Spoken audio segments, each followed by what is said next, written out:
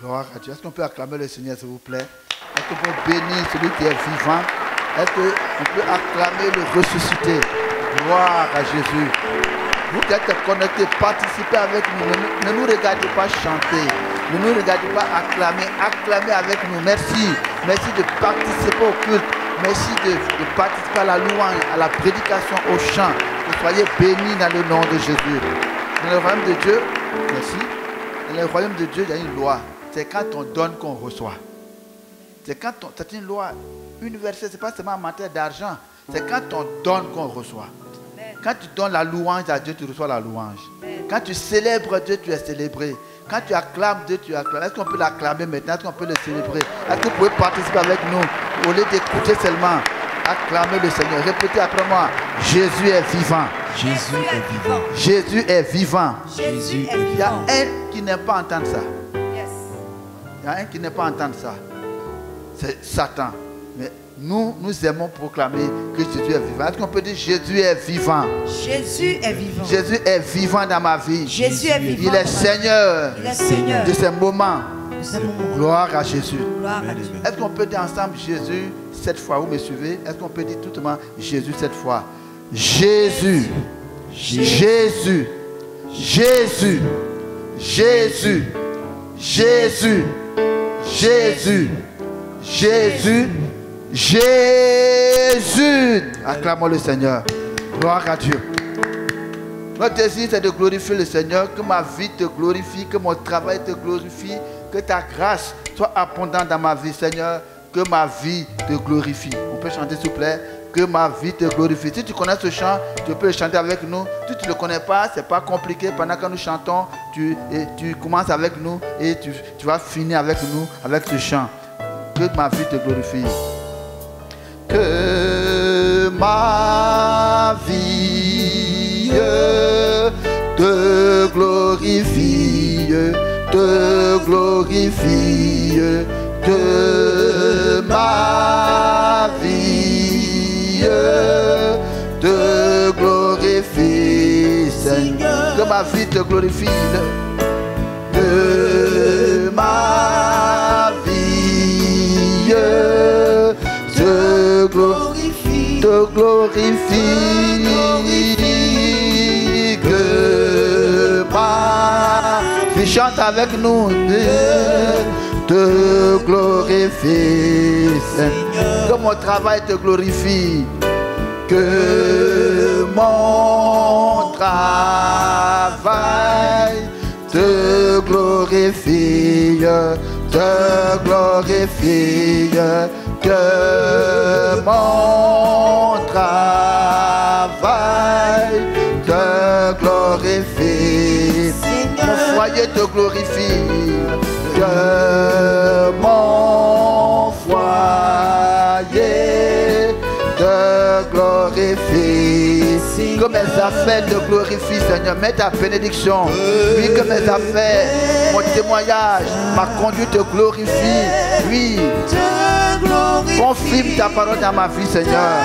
Que ma vie soit le reflet, la gloire de Dieu, la grâce de Dieu, la présence de Dieu. Que je véhicule la lumière de Dieu. Te glorifie, Seigneur. Une dernière fois, que ma vie te glorifie. Que ma vie te glorifie, te glorifie, te glorifie. Ma vie te glorifie, Seigneur. Est-ce qu'on peut prier, Seigneur? Oui, Seigneur, que nos vies te glorifient. Demandons que Dieu nous envoie une parole. Une parole pour toi. Donne-moi une parole, Seigneur. Une parole pour moi. Une parole de délivrance. Prions ensemble, le Seigneur. Prie. Donne-moi une parole. J'ai besoin d'une parole. Une parole de révélation. Une parole de victoire. Une parole de délivrance. Une parole qui répond à mon besoin. Seigneur, une parole qui apporte la gloire de Dieu dans ma vie, qui apporte un changement qualitatif, une parole à laquelle je vais obéir, une parole que je vais comprendre, une parole qui va apporter une lumière. Merci pour ta parole dans ma vie. Merci de bénir ton serviteur. Merci Saint-Esprit. J'ai besoin d'une parole. Merci Seigneur. Au nom de Jésus. Amen. Est-ce qu'on peut acclamer la parole de Dieu? Est-ce qu'on peut acclamer? Oui, acclame la parole de Dieu. Il faut acclamer la parole de Dieu. Gloire à Dieu. Merci beaucoup. Tout ce que Dieu va faire dans nos vies, avec nos vies et pour nos vies, c'est au moyen de sa parole. Jean 1, verset 3. Toutes choses ont été faites par sa parole et rien de ce qui a été fait n'a été fait sans sa parole. Tout ce que Dieu va faire en nous, tout ce que Dieu va faire pour nous, c'est au moyen de sa parole. C'est pourquoi Jésus a dit, prenez garde à la manière dont vous écoutez. Déjà, la manière d'écouter peut disqualifier les gens, mais ce ne sera pas ton cas. Tu vas écouter de manière à comprendre. Tu vas écouter de manière à recevoir la parole. Tu vas écouter de manière à avoir la compréhension. Pendant que la parole passe, tu vas la recevoir. Sois béni au nom de Jésus. Amen. Seigneur, merci de bénir ce moment. Inspire-moi.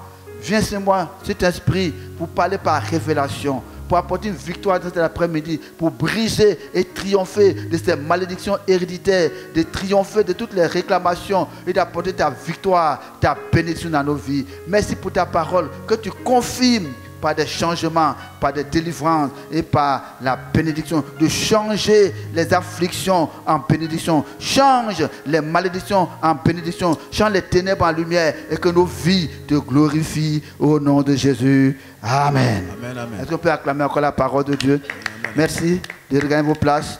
Merci pour les musiciens qui m'ont accompagné. Que Dieu vous bénisse.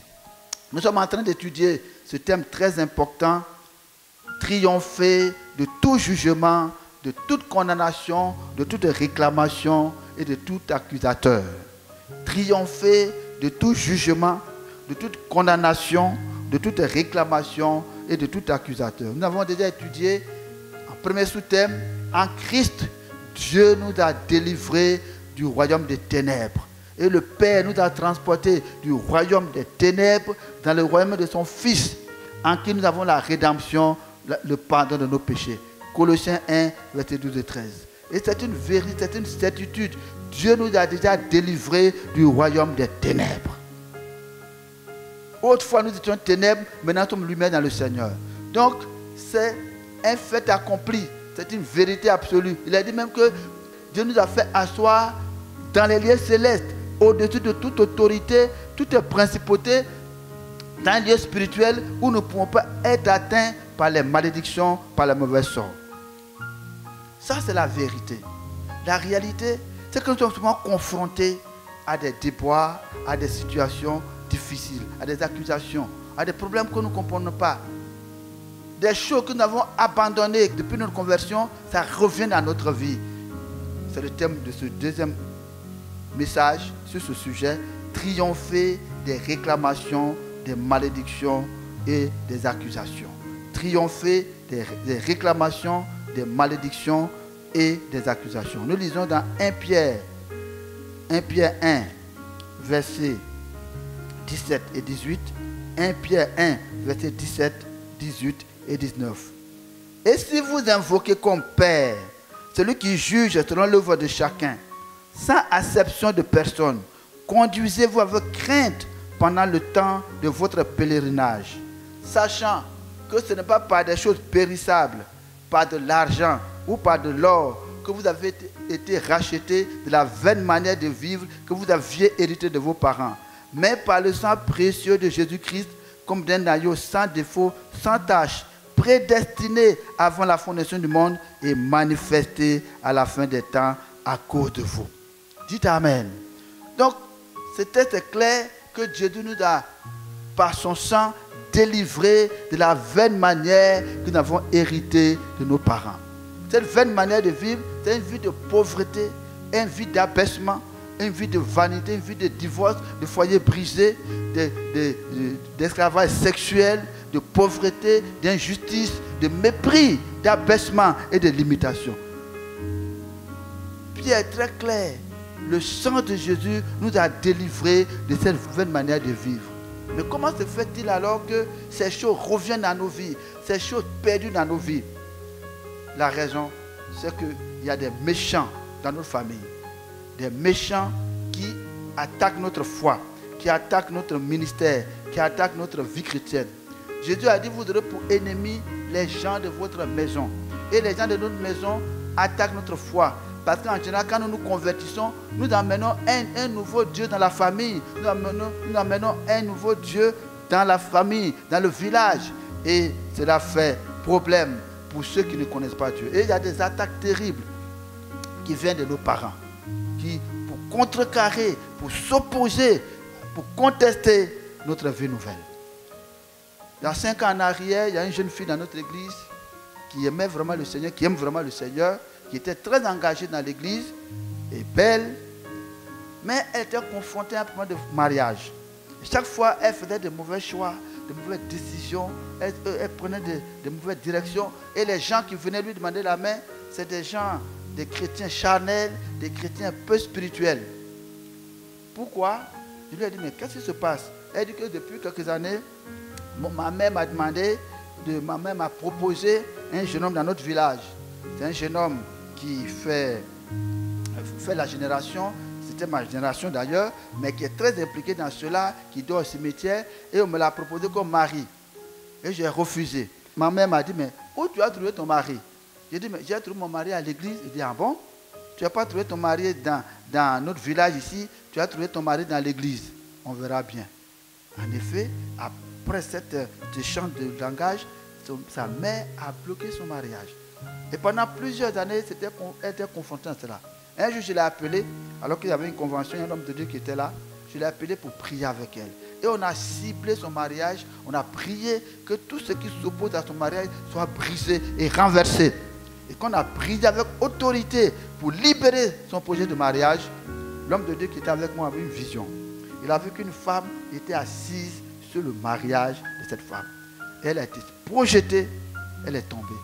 Et dans la vision, un jeune homme est venu donner une fleur à cette jeune fille. On a compris que son mari était libéré. 2 mois plus tard, un jeune pasteur stagiaire, craignant Dieu, est venu lui demander, il dit, papa, je suis venu marier ta fille, je ne suis pas venu pour perdre du temps. Dieu m'a convaincu que c'est mon épouse.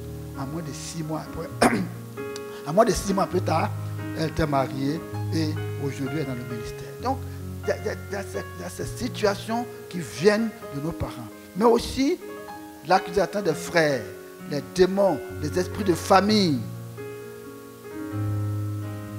font obstacle à la vie de liberté que Dieu nous a donnée. Nous lisons cela dans Apocalypse chapitre 12, versets 10 et 11. J'entendis dans le ciel une voix forte qui disait, maintenant le salut est arrivé et la puissance et le règne de notre Dieu et l'autorité de son Christ.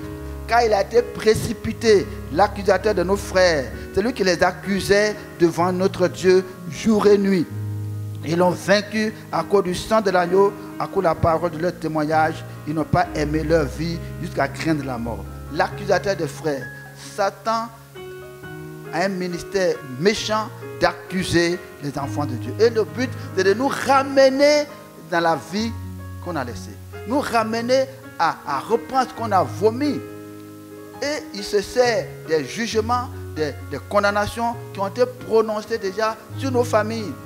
Et lorsqu'il y a un appel sur la vie de quelqu'un, un appel très grand, un appel puissant à servir Dieu notamment, le diable va ordonner qu'on fouille dans sa famille, dans son village. Et on va trouver nécessairement des accusations, des malédictions, parce que dans Exode 20, Dieu avait déjà dit que ceux qui se prosternent devant les idoles, ils seront frappés de malédictions jusqu'à la 3e, à la 4e génération.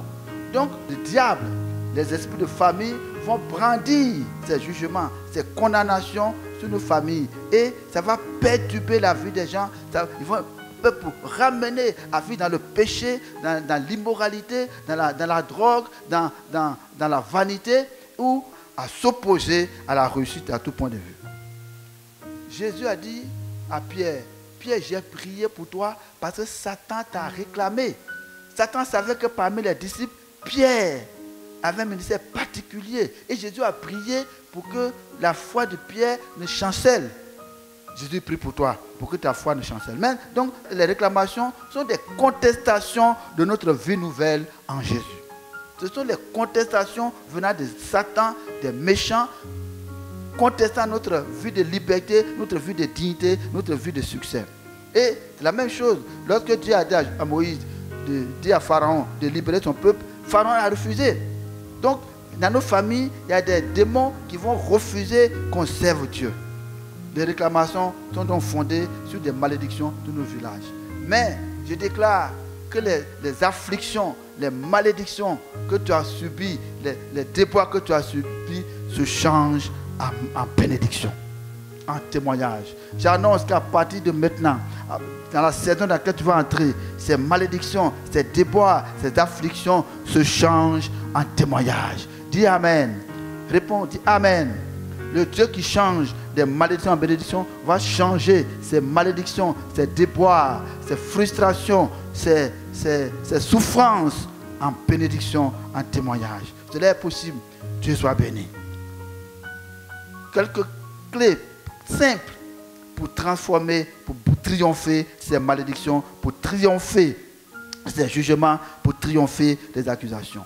Bien entendu, la première clé, la première condition, c'est d'être enfant de Dieu, d'être né de nouveau, d'appartenir à Dieu.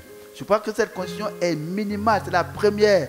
Vous ne pouvez pas être délivré des malédictions, vous ne pouvez pas être délivré de la vaine manière de vivre si vous n'êtes pas en Christ.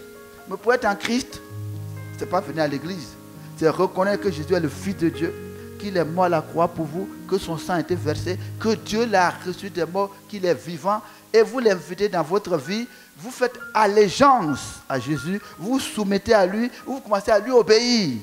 Quand vous faites cela, l'Esprit de Dieu vient habiter en vous. Si l'Esprit de Dieu n'est pas en vous, vous ne pouvez pas tenir, vous ne pouvez pas résister à l'ennemi, mais recevez le Christ comme Seigneur Sauveur. Recevez cette conviction que Jésus est mort pour vos péchés, qu'il est ressuscité, qu'il est vivant et que vous avez besoin que Jésus soit dans votre vie. Votre premier besoin d'être né de nouveau, d'être changé, d'être habité par le Saint-Esprit. Recevez la grâce, recevez la compréhension de cela et que je vois la grâce de Dieu se manifester en vous, la sainteté pour choisir le Christ comme Seigneur et Sauveur.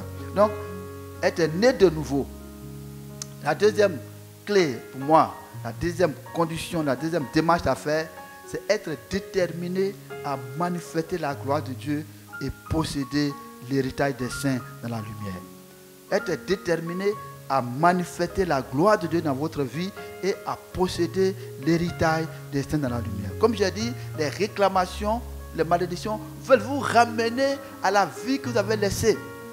La vie de péché, la vie d'immoralité, d'impudicité, la vie de vol, la vie de futilité, la vie de vanité. Il veut vous ramener à cette vie. Et parfois, il a réussi à vous maintenir bas. Donc vous devez refuser de vivre la vaine manière de vivre. Vous devez refuser cette vaine manière de vivre, rejeter, contester, refuser cela. Vous devez confronter la situation. Vous devez vous lever pour faire face, pour dire non, je refuse. Parce que si le Satan est sorti de votre vie, que vous retombez, votre condition sera pire. Parce que si un démon sort de votre vie, vous êtes converti, que vous retournez à ce que vous avez vomi, Satan va chercher ces démons plus puissants, plus méchants pour entrer dans votre vie. Cela ne va pas vous arriver. Je dis que là, vous n'avez pas le choix. Levez-vous et continuez. Si déjà vous êtes tombé, la Bible a dit, 7 fois le juste tombe, mais Dieu le relève. Que Dieu vous relève promptement pour continuer. Et si vous combattez, la victoire est possible. Dites Amen. Confrontez la situation. Retenez ceci. Ce que vous ne confrontez pas, va demeurer. Une situation que vous ne confrontez pas, que vous n'attaquez pas, va demeurer. Pendant que vous levez pour confronter, Dieu vous donne la victoire. Soyez déterminés à manifester la gloire de Dieu, la vie de justice. Soyez déterminés à posséder les bienfaits de votre héritage. Dans Colossiens 1, versets 12 et 13, Colossiens 1, versets 12 et 13 dit, rendez grâce au Père qui vous a rendu capable d'avoir part à l'héritage des saints dans la lumière, qui vous a délivré de la puissance des ténèbres et qui vous a transporté dans le royaume de son Fils. Dieu nous a rendu capable d'avoir part à l'héritage des saints dans la lumière. Il y a un héritage glorieux pour toi. Je vais te faire liste, te rappeler l'héritage auquel tu as droit actuellement, l'héritage qui est ton partage actuellement. Tu es fils de Dieu et tu es co-héritier avec le Christ. Tu es héritier de Dieu et co-héritier avec le Christ. Voici ton héritage. Lorsque Jésus a vaincu, qu'il est arrivé au ciel, il y a un héritage qui est son partage actuellement et qui est le nôtre aussi. Dans Apocalypse chapitre 7, verset 12. Apocalypse chapitre 7, verset 12. La louange, la gloire, la sagesse, l'action de grâce, l'honneur, la puissance, la force sont à notre Dieu au siècle des siècles. Il a dit, tous les anges se tenaient autour du trône des vieillards et des quatre vivants. Ils se prosternaient sur leur face devant le trône. Ils adoraient Dieu en disant Amen. La louange, la gloire, la richesse, l'action de grâce, l'honneur, la puissance, la force, la richesse sont à notre Dieu. Voici l'héritage qui est le partage de Jésus aujourd'hui. Or, nous sommes co-héritiers avec le Christ. Donc, voici l'héritage qui est ton partage. Tu dois désirer cela. Tu dois vouloir cela. Tu dois rechercher cela. Ce que vous ne désirez pas, vous ne le méritez pas. Ce que vous ne désirez pas, vous ne le méritez pas. C'est quoi vous devez désirer. Posséder votre héritage. Refuser.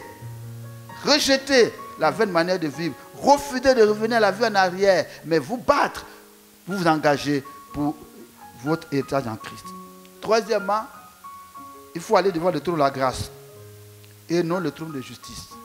Il faut aller pour triompher des malédictions, des accusations. Il faut aller devant le trône de la grâce et non devant le trône de justice. Nous lisons cela dans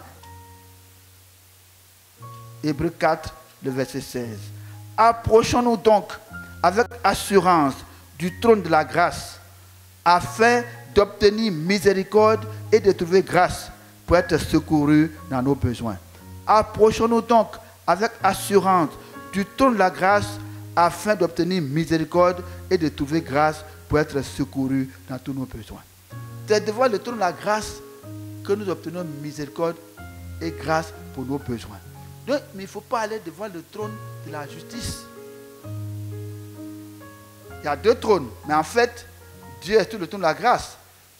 C'est selon ta prière que le trône va se manifester.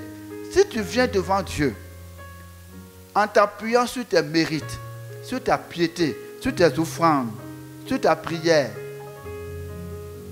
tu viens avec tes mérites et tu veux que Dieu te donne, que Dieu te fasse justice, tu obtiendras justice. Ce n'est pas la grâce qui va se manifester. Puisque tu viens avec ta propre justice, tu viens avec tes mérites, tes prières, tes offrandes, ta piété. Tu as jeûné 21 jours, ou bien tu as fait telle offrande. Seigneur, parce que j'ai fait cela, donne-moi cela. Si tu obtiens la justice, tu vas obtenir ce que tu mérites. Non pas ce dont tu as besoin. Tu vas obtenir ce que tu mérites. Quand vous demandez la justice à Dieu, vous allez obtenir justice. Et ce que tu vas obtenir la justice, ce n'est pas forcément tes besoins. Et très souvent même, dans certains livres de prière qui sont en circulation, il est demandé même d'aller de confronter les méchants devant le trône de Dieu. Non. Aujourd'hui, nous devons aller devant le trône de la grâce pour obtenir miséricorde. Donc, devant le trône de justice, Satan aussi va brandir tes accusations contre toi. Si tu demandes justice, Satan va dire, hé, l'accusateur va dire, mais voilà ce qui se passe en famille. Voilà ses parents ont fait ceci. Il y a telles conditions qui demeurent sur lui. Donc, il ne faut pas demander justice. Si tu demandes justice, il y a des malédictions qui doivent peser sur ta famille jusqu'à la 3e et à la 4e génération. Donc, devant le trône de la justice, tu ne vas pas obtenir gain de cause. Pire, tu seras même condamné, puisque les accusations vont peser sur toi. C'est pourquoi il ne faut pas demander selon vos mérites. Il faut demander selon la grâce de Dieu. Des mauvaises prières, donc, une des causes des difficultés, c'est que les prières sont de mauvaises prières. Il ne faut pas demander parce que j'ai fait telle chose, parce que j'ai telle ancienneté, je suis fils de pasteur, ou bien parce que j'ai fait tel service. On ne s'approche pas de Dieu sur la part de nos mérites. Nos vêtements sont des vêtements souillés. Il faut t'approcher du trône de la grâce avec le sang de Jésus. Dis Amen. Il faut aller devant le trône de la grâce. Comment s'approcher du trône de la grâce? Pour s'approcher du trône de la grâce, il faut être revêtu de justice. Il faut être revêtu des vêtements de justice. Et ces vêtements de justice, Dieu nous habille ces vêtements quand nous reconnaissons que celui qui n'a point connu le péché, Dieu l'a fait devenir péché pour qu'en lui, nous ayons la justice de Dieu. Si tu reconnais que Jésus qui n'a pas commis le péché, Dieu l'a fait devenir péché pour toi, pour qu'en croyant en Jésus, Dieu te revête de vêtements de justice. Si tu crois en la justice de Dieu par Jésus-Christ, alors tes péchés sont pardonnés et Dieu te revêt spirituellement d'un vêtement de justice. C'est revêtu d'un vêtement de justice que nous pouvons entrer devant le trône de la grâce. Dis Amen. Revêtu d'un vêtement de justice. Et nous entrons avec le sang de Jésus. Hébreux 10, verset 19. Hébreux 10, verset 19. Ainsi donc, frères, puisque nous avons au moyen du sang de Jésus une libre entrée dans le sanctuaire. Nous entrons dans le sanctuaire au moyen du sang de Jésus. Pas sur la base de nos mérites, pas sur la base de notre piété, mais nous approchons en disant, Jésus a ouvert une route nouvelle par le sang de l'agneau. Et je rentre dans la présence de Dieu avec le sang de Jésus. Bien sûr, nous invoquons le sang pour que nous soyons purifiés de tout péché, de toute iniquité. Nous invoquons le sang pour que le sang nous lave, nous purifie, notre conscience, pour que nous puissions être reçus dans la présence de Dieu. Donc, nous allons devant le trône de la grâce avec le sang de Jésus revêtu d'un vêtement de justice. C'est pourquoi il faut être né de nouveau. Il faut être né de nouveau. Si vous n'êtes pas né de nouveau, vous n'êtes pas revêtu de vêtements de justice. Mais recevez la grâce, comprenez la nécessité d'être né de nouveau et donner votre vie à Jésus. Devant le trône de la grâce, nous demandons la miséricorde de Dieu. Il a dit, approchons-nous donc avec assurance du trône de la grâce afin d'obtenir miséricorde et de trouver grâce. Quand nous lisons ce texte, nous voyons que lorsque nous allons devant le trône de la grâce, la première chose que Dieu nous donne, c'est la miséricorde. Approchons-nous donc avec assurance du trône de la grâce afin d'obtenir miséricorde et de trouver grâce. Pourquoi la miséricorde vient avant? C'est que le premier besoin, après notre nouvelle naissance, le besoin urgent, c'est le besoin de la miséricorde de Dieu. Qu'est-ce que la miséricorde de Dieu? Qu'est-ce que la miséricorde de Dieu? La miséricorde de Dieu, Jacques 2, verset 13. La miséricorde de Dieu fait triompher des jugements et des accusations. C'est la miséricorde de Dieu qui annule les jugements et les condamnations. C'est la vertu de Dieu qui fait que, au lieu d'imputer la condamnation sur quelqu'un, Dieu non seulement ne peut pas subir la condamnation que la personne mérite, mais Dieu lui accorde la bénédiction que la personne ne mérite pas. Je dis, la miséricorde de Dieu, c'est la vertu de Dieu qui fait que Dieu n'impute pas à la personne le châtiment, la malédiction, le jugement que la personne mérite, mais Dieu annule le jugement, la condamnation, et Dieu lui fait grâce, et Dieu lui accorde la bénédiction que la personne ne mérite pas. Donc quand nous sommes nés de nouveau, et que nous sommes accablés par les jugements, par les condamnations, et que nous allons devant le trône de la grâce, la première chose que Dieu fait, c'est nous accorder miséricorde. Dis Amen. Recevoir la miséricorde de Dieu qui nous fait triompher de tous les jugements, de toutes les condamnations. Quelques exemples bibliques pour nous permettre de saisir cette vertu de Dieu importante, cette grâce particulière. Dans Jean chapitre 5, verset 53 et suivant, nous avons l'histoire, ce n'est pas une parabole, l'histoire d'une femme prise en flagrant délit d'adultère. Donc c'est une femme qui a été prise la main dans le sac. Elle a commis l'adultère, elle a été prise la main dans le sac. Et les pharisiens l'ont amenée devant Jésus pour dire, cette femme a été prise en flagrant délit d'adultère. Selon la loi de Moïse, elle mérite d'être lapidée jusqu'à qu'elle meure, jusqu'à la mort s'en suive. Donc, cette femme n'est pas accusée à tort. L'accusation est fondée. Selon la loi de Moïse, elle mérite d'être lapidée jusqu'à ce qu'elle meure. Donc, la condamnation, le jugement est établi, est légal, est vrai. Jésus a dit que celui parmi vous qui n'a jamais commis ce péché, jette le premier la pierre. Et la Bible a dit que tous les pharisiens se sont retirés. Et Jésus a dit, moi non plus, il ne te condamne pas. Ça, c'est la miséricorde. Elle méritait la condamnation, la lapidation, même la mort, mais la miséricorde la libère de cette condamnation et lui permet de vivre. C'est ça la miséricorde. La personne qui est légalement accusée, légalement coupable, qui mérite un châtiment à cause de ses iniquités, de ses parents, à cause de ce qu'il a fait, à cause des malédictions sur sa famille, sur son village. Dieu lui accorde la miséricorde et ses malédictions sont enlevées, sont annulées. Le deuxième exemple biblique, c'est Ruth. Ruth est la famille, Ruth est du pays de Moab. Et les Moabites étaient une nation qui était maudite. Parce que quand Israël venait de Canaan, les Moabites ont empêché Israël de passer sur leur territoire. Et surtout, ils n'ont pas donné du pain et de l'eau à Israël. Et Dieu les avait frappés de malédiction. Il avait dit qu'aucun Moabite ne pouvait siéger dans l'assemblée du peuple d'Israël pendant 10 ans, et même jusqu'à perpétuité.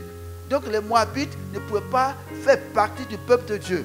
Ils étaient exclus. Il a frappé de malédiction ce peuple à cause du mauvais accueil fait à Israël.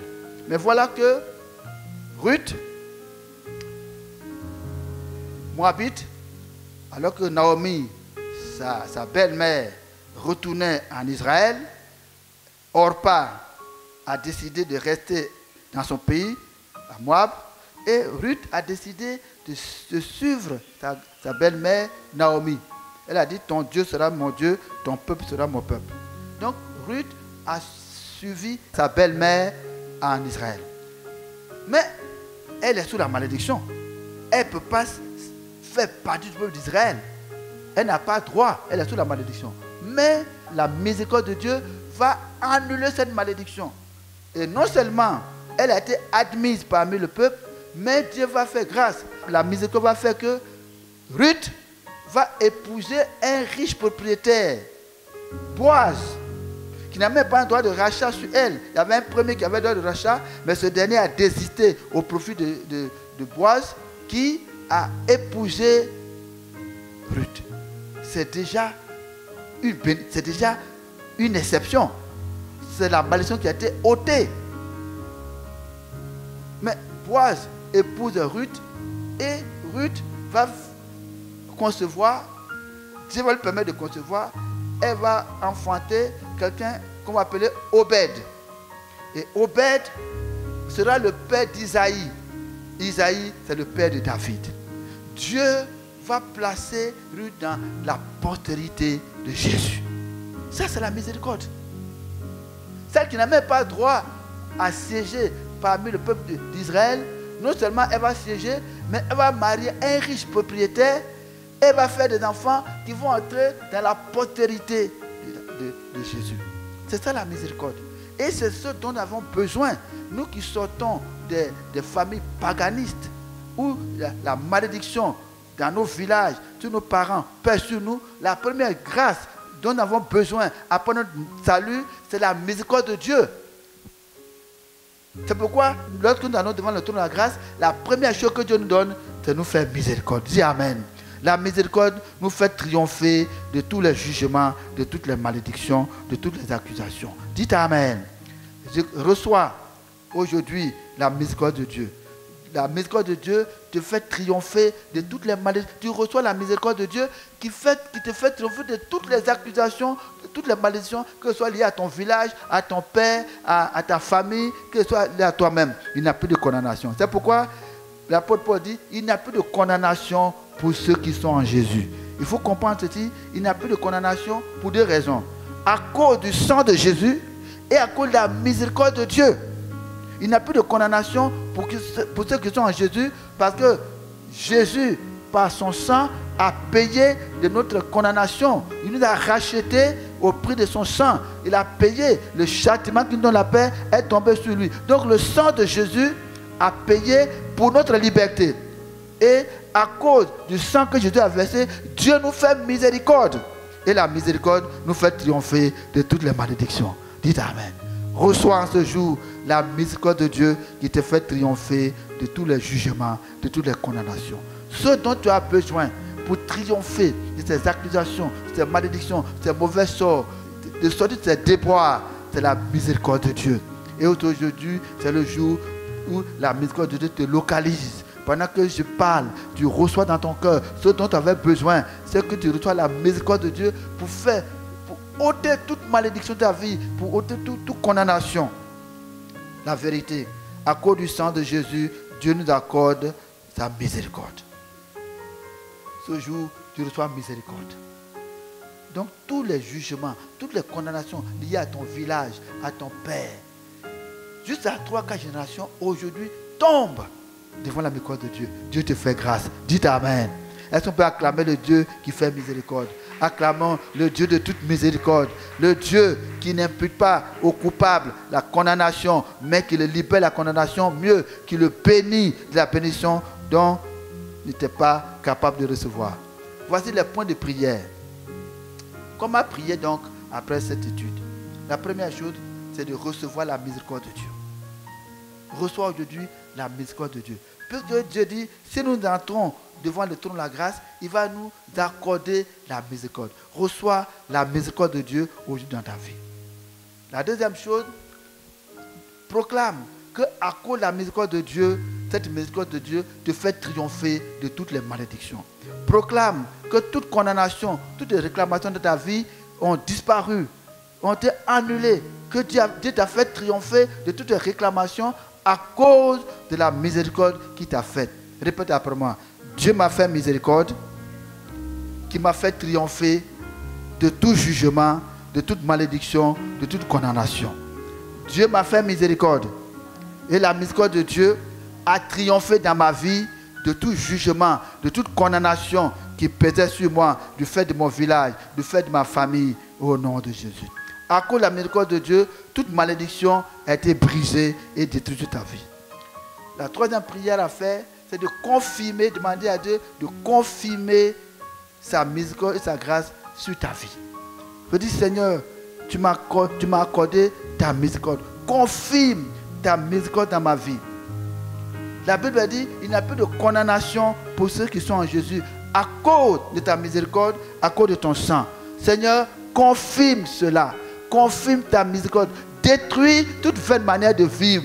Délivre-moi de toute vaine manière de vivre. Libère-moi. Anéantis, triomphe dans ma vie de toute vaine manière de vivre que j'ai dit à mes parents. Confirme ta parole. Il n'y a plus de condamnation à vivre cette vie de pauvreté, d'échec, d'humiliation, de foyer brisé, de mort, de limitation, d'incapacité, d'impuissance. Tu m'as fait grâce. Tu m'as fait miséricorde. Confirme cela dans ma vie en me délivrant de toute infirmité, toute incapacité. Dites Amen. Répète après. Dieu m'a rendu capable d'avoir part à l'héritage des saints dans la lumière. Seigneur, confirme cette parole dans ma bouche. Confirme cette parole. Tu m'as rendu capable d'avoir part à la puissance, à la richesse, à la gloire, à l'honneur, à l'action de grâce, à la sainteté. Confirme ta parole dans ma vie. Confirme cette parole dans ma vie au nom de Jésus-Christ. Au nom de... Demande à Dieu de confirmer cela dans ta vie. Confirmer sa miséricorde dans ta vie. Et si tu fais cela, si tu reçois d'abord la parole de Dieu, en fait, il faut d'abord recevoir ce que Dieu a dit. Une fois que tu reçois cette parole, tu demandes à Dieu de confirmer, tu vas le faire. Dites Amen.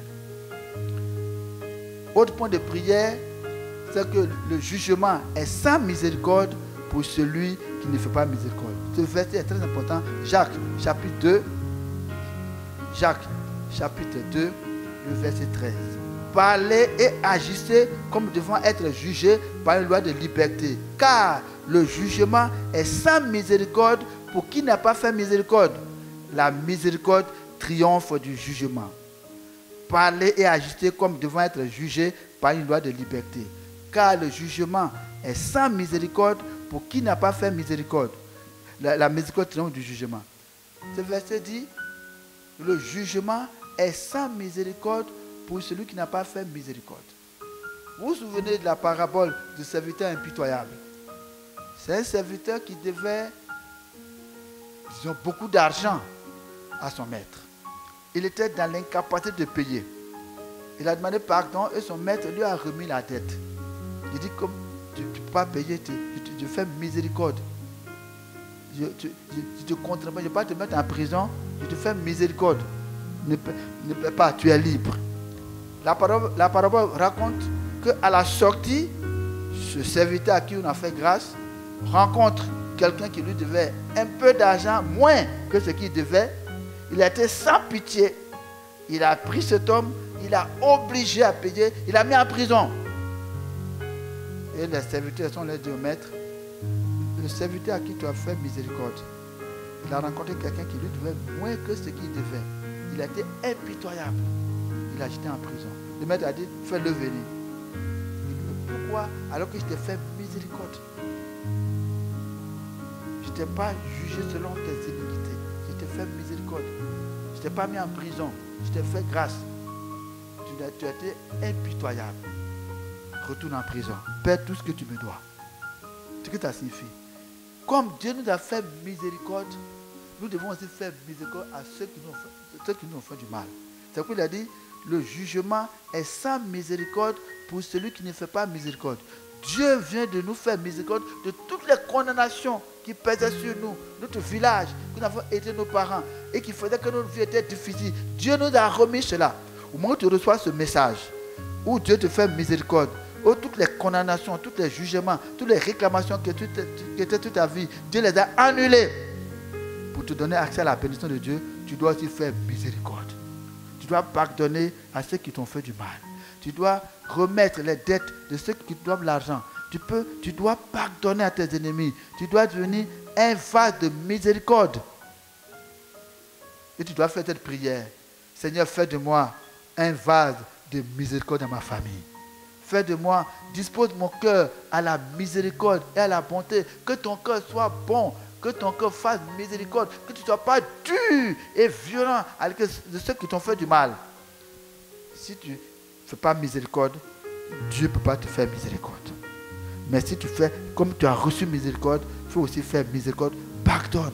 Oublie les offenses pour que tes péchés soient pardonnés et que la miséricorde que Dieu t'a donnée puisse prévaloir dans ta vie. Je crois que cela est très important. Voilà ce qui se passe. Dans nos familles, à cause des jugements, dans nos familles, il y a la mort. Parce que c'est le jugement qui prévaut. Le jugement apporte la mort. Les condamnations détruisent. Apporte la mort, la sorcellerie, la destruction. Et toi, comme Dieu t'a fait miséricorde, tu viens dans ta famille, non plus avec les jugements, non plus en invoquant le feu de tes parents, mais en apportant la miséricorde de Dieu.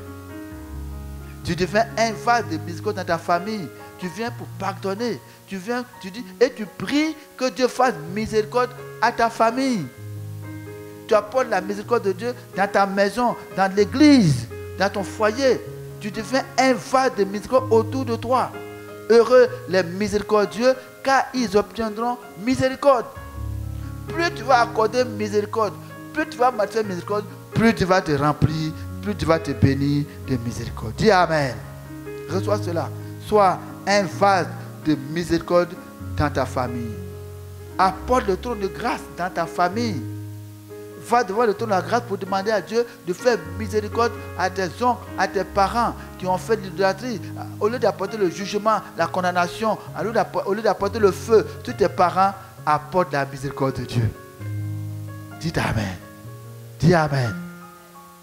Autre point de prière, il faut confronter l'accusateur des frères. Il faut confronter l'accusateur des frères. Nous avons vu que dans nos familles, les malédictions, les réclamations viennent des accusateurs de frères. Et il y a un accusateur de frères, le diable, qui brandit les revendications, qui brandit les accusations, qui brandit les jugements qui ont été prononcés sur ta famille. Mais tu vas dire, tu es vaincu, accusateur, à cause du sang de Jésus. Dieu m'a fait miséricorde. Tu vas brandir devant l'accusateur, le démon, tu vas brandir le sang de Jésus et tu vas brandir la miséricorde de Dieu. Tu vas dire, tu es vaincu parce que le sang de Jésus m'a fait grâce. Jésus a porté mon péché. Jésus, par sa maîtrisure, je suis guéri. La Bible dit, Jésus a effacé l'acte dont les ordonnances nous condamnaient et qui subsiste contre nous. Il a détruit par la croix. Jésus a effacé l'acte dont les ordonnances nous condamnaient. Il a détruit en le clouant à la croix. Le sang de Jésus a vaincu Satan. Jésus a payé pour ma liberté. Et à cause du sang que Jésus a versé, Dieu m'a fait miséricorde. Tu n'as plus de réclamation sur ma vie. Tu es vaincu. À cause du sang de Jésus et à cause de la grâce et de la miséricorde de Dieu. Plus de réclamation. Tu dis ça à l'accusateur, à la femme de nu, à l'esprit des eaux, l'esprit de famille. Tu es vaincu à cause du sang de Jésus. Tu es vaincu parce que Dieu m'a fait miséricorde. Il n'y a plus de condamnation. Dieu, à cause de la miséricorde de Dieu, Dieu a effacé, Dieu a enlevé toutes mes condamnations. Il n'y a plus de condamnation sur ma vie. Tes réclamations sont nulles et sans effet. Tu es vaincu au nom de Jésus. Dis Amen. Disparaît de ma vie, que plus jamais il te voit. Plus jamais. Si vous faites cela, Dieu va confirmer sa parole. Il va confirmer que le sang de Jésus a vaincu Satan et que la miséricorde de Dieu t'a délivré de toute accusation, toute réclamation. Les afflictions, les malédictions que tu as connues se changent en témoignage. Dis Amen. Je dis, j'annonce qu'à partir de ce message, à partir de cette révélation, toutes les afflictions, tous les abaissements, toutes les malédictions, toutes les souffrances, toutes les injustices, la stagnation, la destruction de ton travail, de ta destinée, de ton mariage, se changent en témoignage. Il y a un avant et après. Tu vas rentrer dans un témoignage de lumière. Dieu change toute malédiction en bénédiction. Dieu change tes afflictions en joie, ta tristesse en allégresse. Tu te reçois, faut que je le reçois. Qu'il te soit fait selon ta foi. Le dernier point de prière, c'est louer Dieu pour le triomphe du sang de Jésus et la miséricorde de Dieu. Il faut bénir Dieu parce que Dieu t'a fait miséricorde. Dieu t'a fait miséricorde. Louer Dieu pour le triomphe du sang de Jésus et la miséricorde de Dieu sur tout jugement, toute condamnation sur ta vie. Bénis Dieu parce que Dieu t'a fait miséricorde. Et à cause de cela, toute condamnation, tout jugement, toute réclamation dans ta vie ont disparu. Bénis Dieu pour cela. J'annonce un temps nouveau dans ta vie. J'annonce un soleil qui se lève dans ta vie. J'annonce que la disgrâce disparaît et que la grâce prend place. J'annonce que la miséricorde de Dieu triomphe dans ta vie. De tous les domaines, tu vois la grâce de Dieu, la main de Dieu, un changement qualitatif. Je vois que tes larmes se changent en larmes d'allégresse. Qu'il en soit ici. Et Dieu confirme dans ta vie ta parole. Que la miséricorde triomphe de tout jugement. Que Dieu t'a fait grâce. Devant le trône de la grâce, tu es venu avec le sang de Jésus. Dieu a entendu ta prière. Dieu t'a fait grâce. Et la miséricorde de Dieu a triomphé de toutes les accusations. À partir d'aujourd'hui, pendant que tu vas proclamer, tu as béni Dieu pour la miséricorde, tu as béni Dieu pour le sang de Jésus, tu verras des changements. Satan, la bouche est fermée, l'accusateur, la bouche fermée, il disparaît de ta vie. Tu vois un soleil nouveau qui se lève dans ta vie. Reçois cela et donne gloire à Dieu au nom de Jésus. Amen. Seigneur, merci pour ta parole. Répète après moi, Seigneur Jésus, merci pour ta bonne parole. Merci pour la lumière de ta parole, la vérité de ta parole. Tu m'as touché, j'ai été béni par ta parole. Merci pour le don de la justice que tu m'as accordé. Père, celui qui n'a point connu le péché, Jésus ton Fils, tu l'as fait devenir péché pour qu'en lui, j'ai la justice de Dieu. Je crois dans mon cœur que Jésus est le Fils de Dieu, qu'il est ton Fils, qu'il est mort à la croix, qu'il est ressuscité, il est vivant.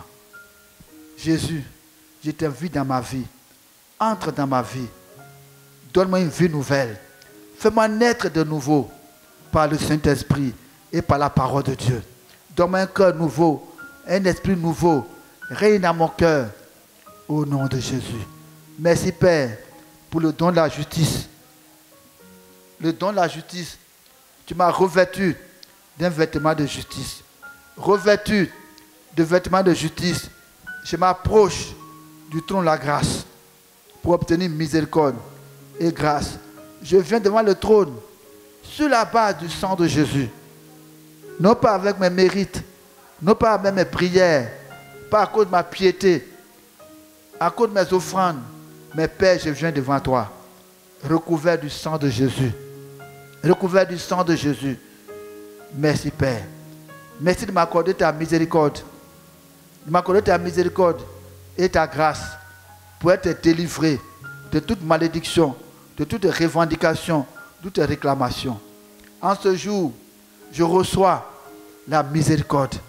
Ta miséricorde, j'en avais besoin. Seigneur, merci. Et dès à présent, ta miséricorde me fait triompher de toutes les accusations, tous les jugements, toutes les condamnations qui pesaient sur moi à cause des iniquités de mon village, à cause des jugements et des condamnations prononcées sur mon père, sur ma famille, sur mon village. Seigneur, en cet instant, à cause de ta miséricorde, toutes les malédictions, toutes les réclamations sont annulées, sont révoquées. Quelle délivrance, quelle grâce, quelle victoire au nom de Jésus. Merci pour la victoire de la délivrance. Merci pour ta victoire sur tout jugement, toute condamnation dans ma vie à cause du sang de Jésus et à cause de ta miséricorde. Merci Seigneur, parce que ta miséricorde m'a fait triompher de tout jugement, de toute condamnation, de toute réclamation. Merci Seigneur. Merci Seigneur. Je déclare sur la base de ta parole, il n'y a plus de condamnation à vivre la vaine manière de vivre que j'ai héritée de mes parents. Tu m'as délivré par ta grâce, par ta miséricorde, la vaine manière de vivre que j'ai hérité de mes parents. Que ton nom soit béni. Et dès à présent, esprit impur, homme fort, femme forte de la maison de mon père, le diable, accusateur des frères, tu n'as plus de réclamations sur ma vie. Toutes tes réclamations sont annulées à cause du sang de Jésus et à cause de la miséricorde de Dieu. Il ne pèse plus sur moi de malédiction. Tu es vaincu. Disparaît de ma vie. Disparaît de ma vie. Sors de ma vie. Disparaît de ma vie. Que plus jamais je ne te vois. Au nom de Jésus. Le sang de Jésus m'a délivré. La miséricorde de Dieu m'a délivré.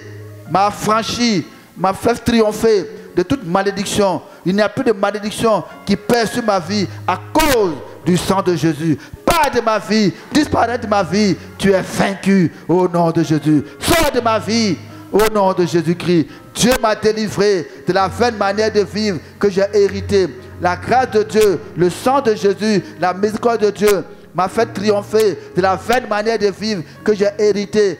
Vie de destruction, vie de célibat, vie d'échec, vie de frustration. Merci Seigneur. Désormais, ces choses deviennent des témoignages.